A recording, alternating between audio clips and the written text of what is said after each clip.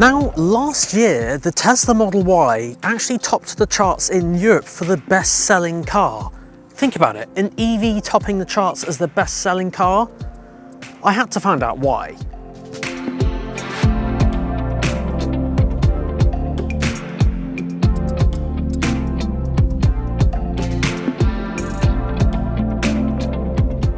Now, the Tesla Model Y is, of course, one of Tesla's SUVs and sits right next to the Model X in their lineup. Now, for those of you who might have a Model 3 at the moment, you might have been considering like the Model Y as like an SUV upgrade, and you wouldn't be wrong in thinking that, because there's a lot of styling elements on the entire car basically taken from the Model 3. So it's basically, essentially, just like a Model 3 raised. Now, of course, it being a complete SUV, you'll notice as well the actual back of the car slopes down a lot as well, because SUVs tend to usually have quite a squared off look, but not in the Model Y. It's definitely got this kind of curvy look, just giving it a bit of a style. And of course, if you look at the wheel arch as well, it's also combined to be all black around the outside as well, just kind of aiding that SUV look. Now, the Tesla Model Y actually features a ton of space on the inside, from rear seats, front seats, and of course the cargo or boot capacity as well. So let's take a look at that now. Now, the boot on the Tesla Model Y is huge, as in like over 800 litres. So it's actually 845 litres for the rear here as it is. However, if you fold the seats down, then it goes up to over 2,000. So that is some serious boot capacity on an SUV. A little bit of space under here as well for charge cables and various other accessories and things. Speaking of, there is actually a thing called a frunk, a front boot, as if you will. Now, I actually haven't seen this yet, and apparently you unlock it using the screen. So let's go have a look.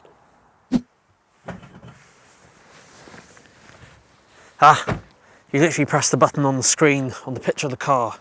Oh wow, look at that. That's actually quite big. That's way bigger than I thought. I thought it was going to be about half the size of that. So you can actually put a big kind of one hold all kind of bag in there, and maybe even a bit more. So yeah, that's pretty cool. I don't know why all EVs don't have this, to be honest, because I've definitely reviewed a few EVs where they don't have a frunk and they put like other things in there. But yeah, it's just good to have some extra storage. So yeah, that's pretty good. Right, well, next up is the rear seats. Right guys, well, here we are. These are the rear seats. I've got that set up for my driving position, as I always do. So if I sit properly back in the seat, yeah, there's plenty of leg room. I mean, I could move that forward just a little bit. I mean, I've got quite naturally long legs. I'm 6'2", a little bit shorter in the body. So, but that's where I found I have been sitting. I could move it forward though a little bit. It's a full EV, so there's no transmission tunnel. So there's like loads of room here.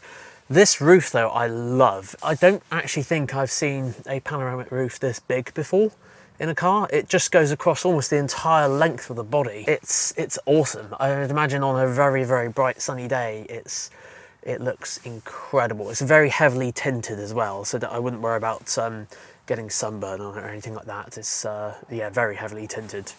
But yeah, it's certainly very, very roomy in the back here.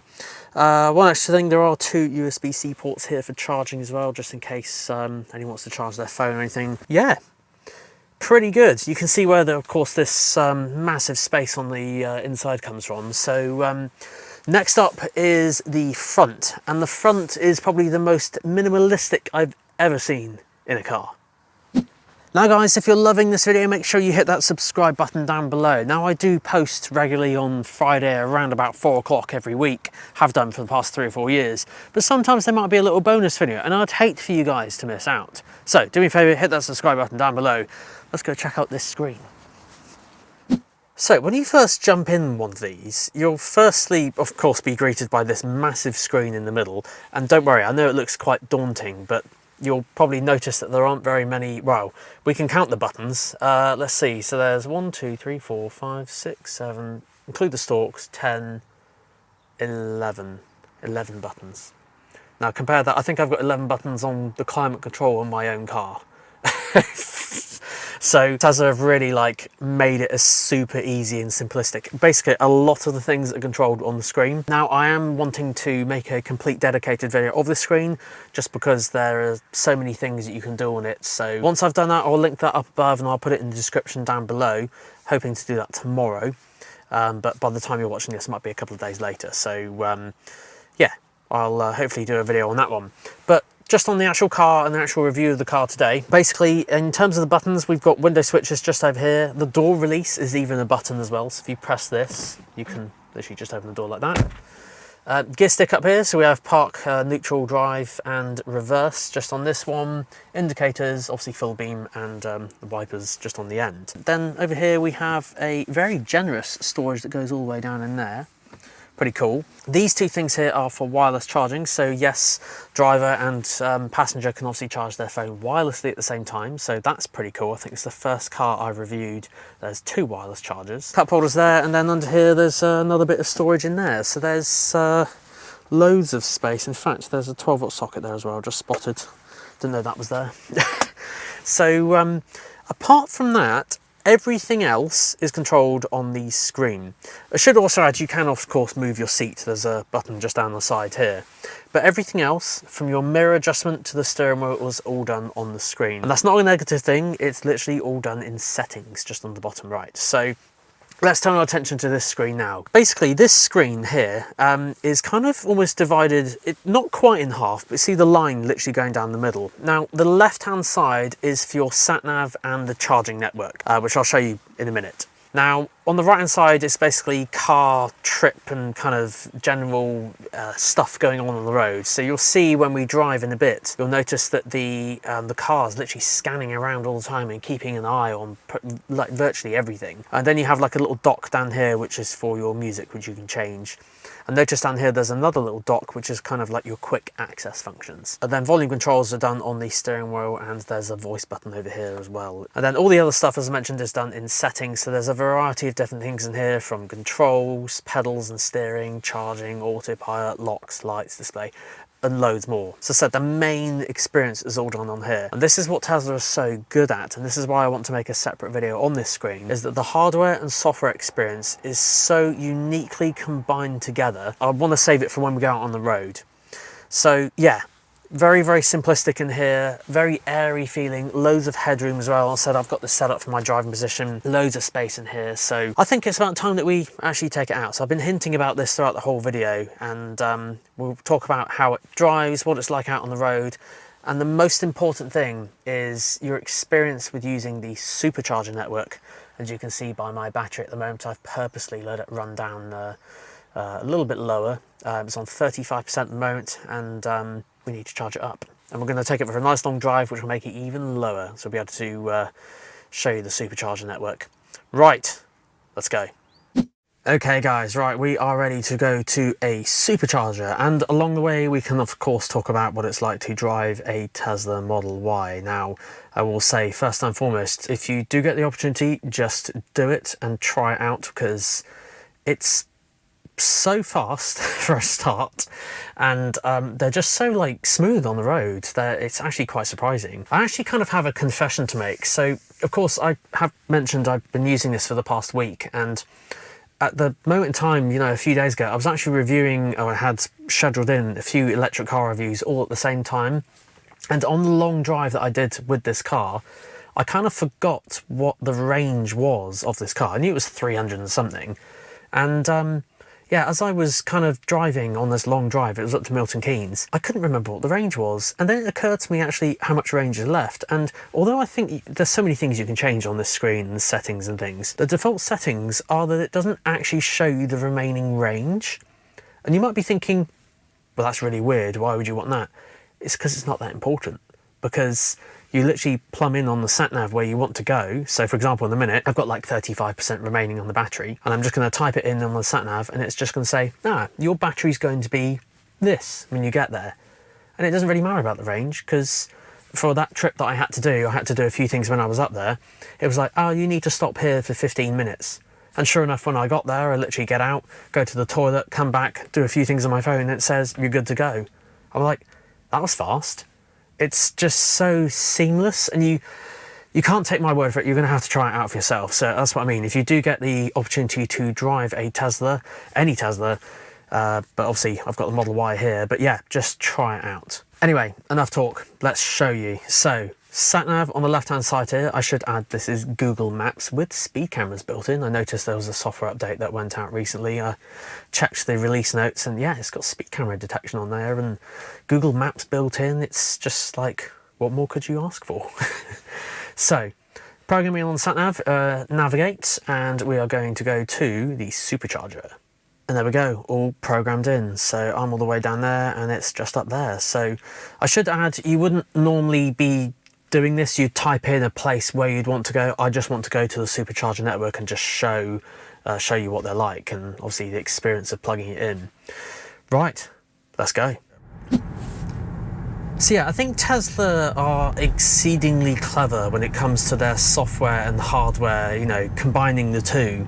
So obviously you've got the hardware with all the EV kind of and infrastructure stuff, and then it integrates with the software in the car. And it's just so seamless.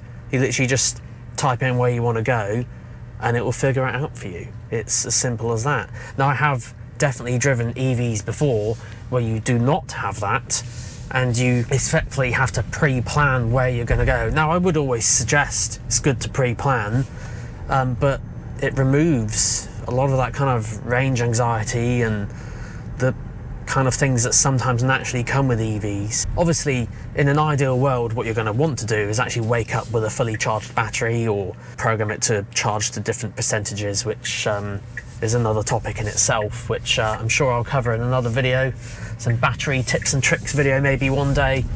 But the idea is you just wake up with a kind of fully charged battery and type in where you want to go, and if for some reason it's further than the car's range, it'll say you just need to stop here. And it's not very long because the supercharging speeds are so fast. Traffic. There's always traffic involved. I guess that's my fault for filming in what is virtually the town centre. Well, while we're waiting, let's go through some tech specs of the Model Y. So I mentioned at the start, I have the long range version. So there's 3 different versions. There's a standard one, which is rear wheel drive. Then there's the long range version. Then there's the performance. Now, looking at the stats of the performance model is crazy in terms of its acceleration and 0 to 60. I mean, this long range version, the one I have here, I have not, and hand on heart, I have not had to put my foot down to the floor because it's so powerful. I still haven't done it yet, so I might do in a bit. But it's the 0 to 60 times of this car is crazy. So the range of this car goes up to 331 miles, and as I said, I'll show you a few screenshots from Tesla's website here. There's a variety of different long distance journeys that are capable of that, and unfortunately, me being a bloke, I actually need to go to the toilet way before.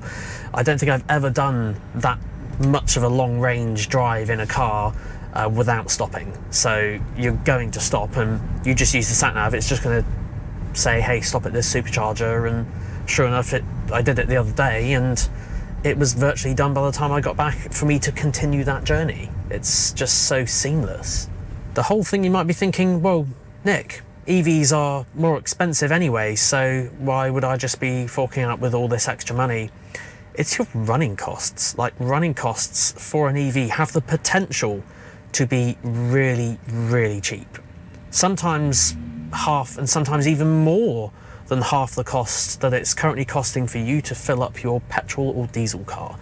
And no, I'm not making it up. Literally, if you charge an EV at home on just standard electric rates, that can be very cheap. If you get an off-peak tariff and schedule your charge, it's even cheaper. And if you have solar panels, well, you're laughing. So there's lots of applications for EVs, and I wish I did actually take the plunge and go for one, but they were just a little bit over the price compared to what I'm currently paying for in my petrol car at the moment. So I shouldn't say the word petrol in here. Elon Musk might get angry. Anyway, we'll resume when we get to the superchargers. So on our way to the supercharger, not too far to go now, but what's it like to drive? Well, it's very quick, which I'm sure I'll be able to demonstrate in a minute when road conditions are suitable. But yeah, one thing I noticed straight away was the steering. Now the steering is like really sensitive in this. So like you don't need to move the steering wheel much to translate to what the wheels do. So I think it might be more like a sporty kind of thing maybe, but yeah, it's just something that I noticed certainly when driving it, and you do get used to it like pretty quickly. Now when it comes to the suspension, I wouldn't actually say this is slightly firmer than I was expecting for an SUV. This kind of feels almost like the same sort of firmness as like my my personal car, which is like a hatchback. Now I wouldn't really again say that's a bad thing, it's just obviously something to be aware of. I just love how much space there is, and again how fast it is, which we will test out in a minute. And actually put my foot down to the floor, give it all the beans. But yeah, suspension is slightly firmer than I was expecting, just because I have reviewed quite a few SUVs and they are kind of more on the softer side, but yeah, just thought I'd mention it. I'm hoping around the corner here I might be able to show off how fast a Tesla Model Y is. And of course this is the long range, this is not the fastest one. This is about 4.8 seconds 0 to 60, so not that you race everywhere for that, but it's so useful to, you know, pull out of a junction or something like that. And I said I've only been using, there's a little bar up here, as you go to accelerate it goes up like this, and as you start to use the brake recuperation, more about that brake recuperation on a pop-up banner up above. But yeah, I've only used like 60-70% of this car's power because I just haven't needed to use the full 100%. But we will in a minute, and we'll show you how powerful this is. Okay, oh my god, here we go. Oh my god, that pulls, oh it keeps pulling! Jesus. I was looking at that bar there and it was like doing 60-70, and then when it had like an extra surge of power. Wow. And this isn't even the fastest version. Yeah, that's why I haven't needed to put my foot down all the way to the floor, because it's fast enough. You've got like that extra power, I noticed. Whew. My god, what?